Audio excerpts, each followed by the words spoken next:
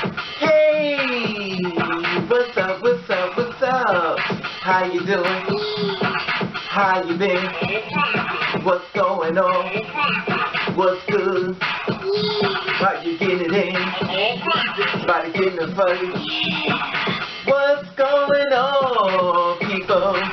Woo! What's going on, people? It is a day of another day that we call Saturday. And it would have been said, what's gonna people? Hopefully everybody's had a great night last night, you know, as far as hanging out and stuff. Hopefully you're a party. If you brought someone home that you're watching a very actively. Anyway, the being said, what's gonna people? I'm gonna give you an update in reference to the two guys that was dating each other, the two couples that was gay, that had hot water thrown on them as they slept in the bed at night. Their names is Anthony Gooden and Marquez Tolbert. Here he is.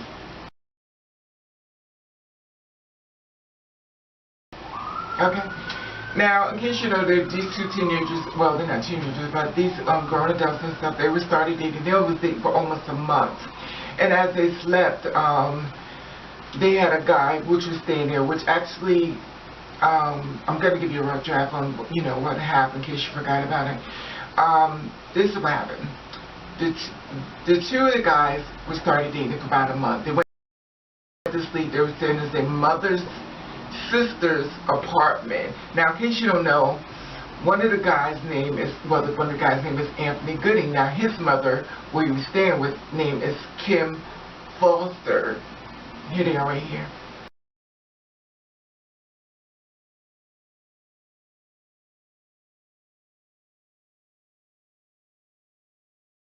Okay.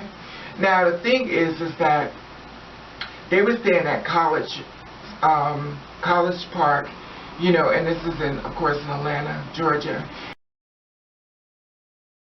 And the mother, Kim Foster, was dating Martin Blackwell.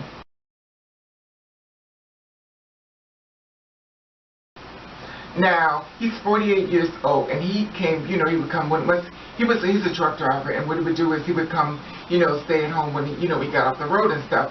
And when he came home, he saw the two inside the house sleeping. Now, as he saw them sleeping, he had asked around and stuff, you know, what's going on with these two guys, are they dating and stuff. He had asked, you know, questions before his act of, you know, what he did. So as they slept in the bed, he went inside the room, and he boiled a whole bunch of, boiled hot water.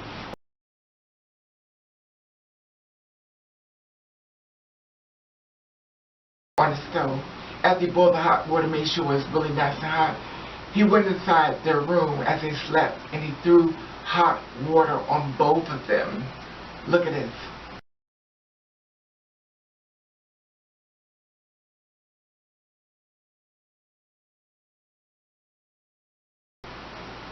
Okay? You see them scars? Very horrific scars. Now, the thing is that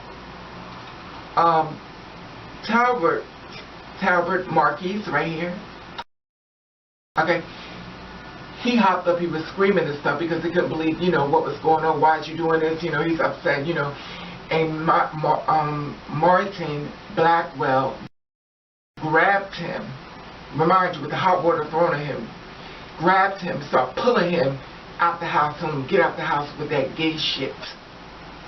Or they put gay stuff, but, you know, we know what he really said. And, so the thing about it is that, they went to court on Wednesday, and it was, you know, August 24th, it was on Wednesday. And, you know, the jury went inside, they saw the case and stuff, you know, reference to what was happening. And the jury took 90 minutes, and they convicted him on 8 counts of aggravated battery.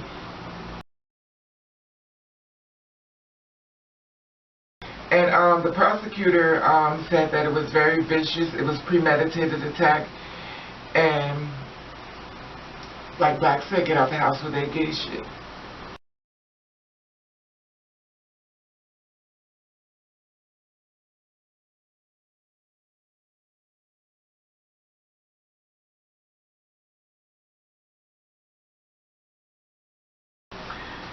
and you know, of course, Blackwell had his you know, attorney there, his lawyer.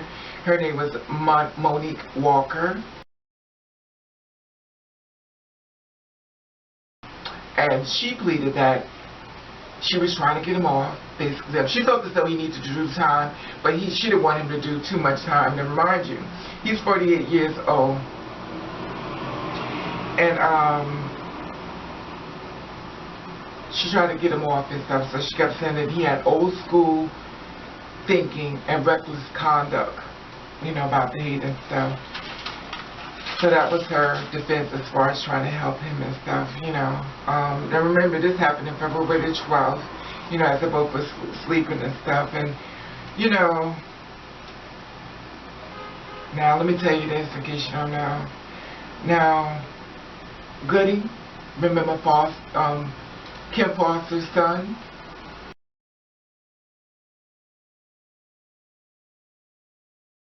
Now, he stayed in the hospital for a month, 2 weeks, for spent 2 weeks into mentally induced coma. Now he went from looking like this to looking like this. Now, Marquez, Tolbert,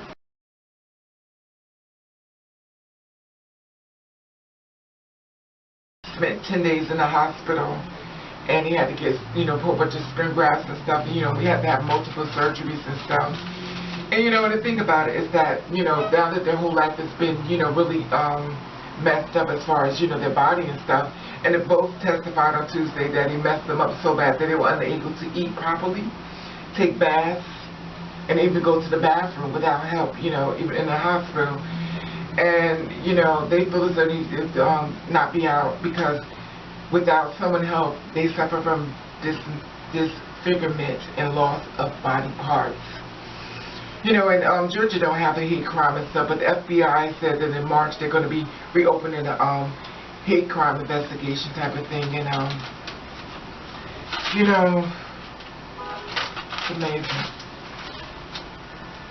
It's amazing.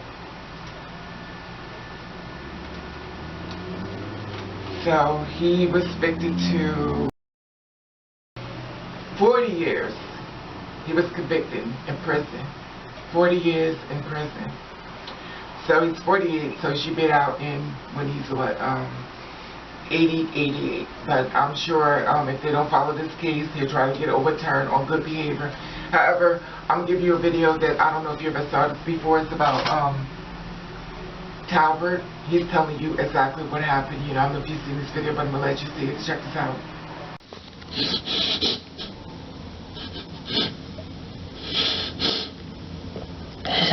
It's the pain. You can't sleep at night. The first week I came home, it's like, I think I got about 10 hours of sleep that whole week. The pain doesn't let you sleep. It's like it's excruciating 24 hours a day. And it doesn't go anywhere. It doesn't dial down or anything. It's there.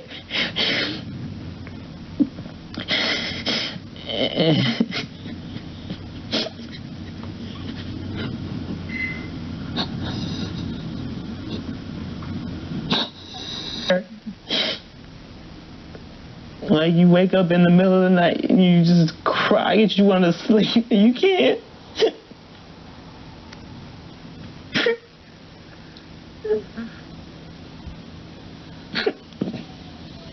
And son, you're doing this too. Like, how could you not care? Like, you know, where was your head at? Like, why would you do this? You've been able to talk to him? On screen.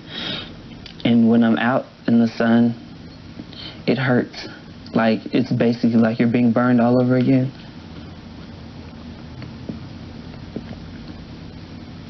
Like, I'm things anymore. Well, at least not for 2 years.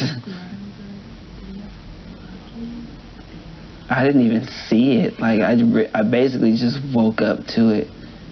And And just, yeah, so it's like, just the wall was right here.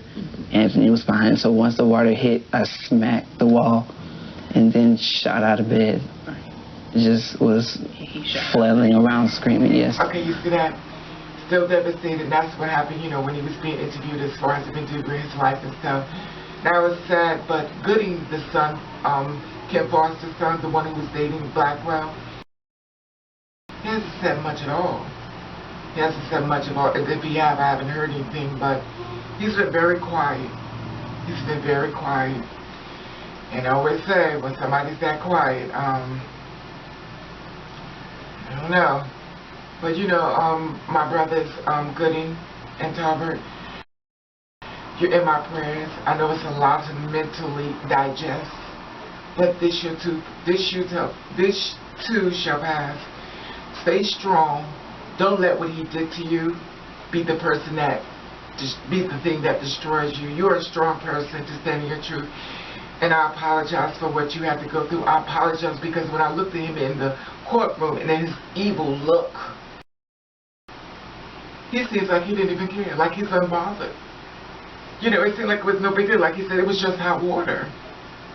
You know, it's just hot water to him. So why, maybe you don't want to get some hot water and throw it on him a couple of times and then let him see what just hot water did and then put him inside the prison so he can sit there inside the prison and he can say, well, it was just hot water thrown on me. So when he's sitting up there and his skin is everything is great, but to me, he don't seem bothered to me. But you know what? You could use this battle to make it a victory. And your story is going to help a lot of other people who have children inside of a household that have people that do not agree with someone's lifestyle. And the sad part about it, parents of children like this, you really need to take accountable and accept that you're putting your child in danger. This is just two of many who have suffered from this. You know, and I've talked about this before, and I don't want to blame the parent, but you know, I think it's a message that's being sent out here, and parents really need to look into this. When someone has that type of animosity against your child, you need to double take them. They don't need to have a key to your house, because these are two victims that actually survived to tell their story, because this story could have went a whole totally different way. You know, and like I said before, Marquez and Anthony, both of you are in my prayers and stuff, you know, and stay strong. Stay strong. Stay strong. And you're in my prayers, and I can't say I understand how you feel, because it didn't happen to me, you know, and but I'm going to keep you in my prayers. I'm going to pray for you to get strength. I'm going to pray for you to learn to keep moving forward, and don't let nothing of this bad, horrible thing stop you. You know, and like I said before, you be in my prayers, because like I said, there is no words to me that I can say to them that's going to make things better. Until you're in a person's shoes and understand what they're going through, no one really can help them, but all you can do is pray for them, and that's all I'm going to do. I'm going to pray for you both to find your way out of this nightmare and stuff. You know, and I'm sorry this happened to you and stuff, you know, but like I said before, this is a wake-up call to people who have transgenders or gay people inside of their household, and you're bringing someone in the house that do not agree with their child and they're making these comments and stuff. Your child is in danger. And the sad part about it is, it was her sister's apartment.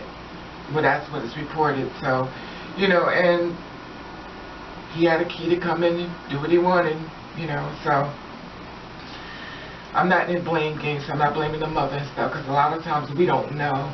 Sometimes we want to see the good in people, but sometimes we have to really accept people for who they really are. You know, at 48 years old, and they talk about he's from the old school. Well, since he's from the old school, anyway, take that back. But, like I said before, I would love to hear you feel about this. And I'm going to make this video maybe longer and stuff, you know, but like I said before, you're in my prayers. And, you know, and all concern for the people in the LGBT community, be careful. Be careful. Even if people in the straight community and stuff, if someone comes to your house and they have a problem with somebody inside of your house, Listen to what they're saying. Because you never know. We have some really mentally ill, sick people out here. And I'm going to tell you something. A lot of mentally ill people are very nice looking people. They're very gorgeous people. That's the mask they wear for the deceit that's to come, the destruction. So sometimes you look at the outer beauty, you don't even know the demon that lies behind them. But if you listen to them carefully and you listen to their words, they'll tell you who they are. Because no matter what they shield as far as the mask of beauty or nice looking, the truth always have a way of coming out. And like I always said before, when someone shows you who they are, believe them. Maya Angelou said it. And those are my words. It may not be what you want to hear, but it is their truth. Anyway, that being said, I just want to share this with you, and I just want to tell you that I love you, and hope you have a safe weekend. Until we meet again, okay?